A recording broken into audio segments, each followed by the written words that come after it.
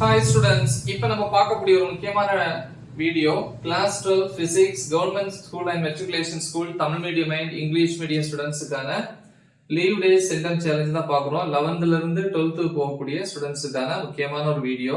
So April and மே வந்து இந்த 2 months வந்து நம்ம 3 யூனிட்ஸ் வந்து கம்ப்ளீட் பண்ண பிளான் பண்ணியிருக்கோம்.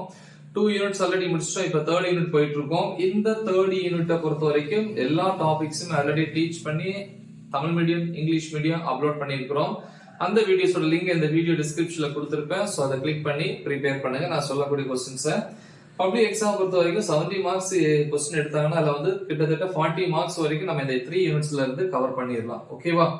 சரி, இன்னைக்கு டே 27 பொறுத்த வரைக்கும் மார்னிங் ஆர் ஆஃப்டர்நூன் நீங்க எந்த டைம் வேணாலும் ஃபாலோ பண்ணலாம். இப்போ மார்னிங் அப்படின்னா 9 to 10 1 hour வந்து topic number 3.10.3 motion of a charged particle under crossed electric and magnetic field. Okay, அதாவது மின்புலம் மற்றும் காந்தப்புலம் ஒன்றுக்கு ஒன்று செங்குத்தாக இருக்கிற இடத்துல இயங்கக்கூடிய மின்னூட்டம் பெற்ற துகளுக்கான என்னது சமன்பாடு. அப்புறம் பிளஸ் எடுத்துக்காட்டு எக்ஸாம்பிள் 3.22. திருப்பி 10 to 10:15 minutes வந்து பிரேக். 10:15 ல இருந்து 11:15 வரைக்கும் டாபிக் நம்பர் 3.10.4 சைக்ளோட்ரான். தமிழ்லையும் சைக்ளோட்ரான் தான். பிளஸ் அதே டைம்ல அதை எழுதி பார்க்கணும் படிச்சு முடிச்சுட்டு. 11:15 to 11:30 15 minutes வந்து பிரேக். 11:30 ல இருந்து 12:45 வரைக்கும் எக்ஸாம்பிள் எடுத்துக்காட்டு 3.23. அப்புறம் topic number 3.10.5 force on a current carrying conductor placed in magnetic field.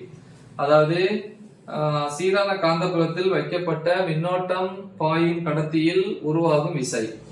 அப்புறம் 12:45 to 1 15 minutes வந்து அந்த क्वेश्चனை திருப்பி பிராக்டீஸ் பண்றீங்க.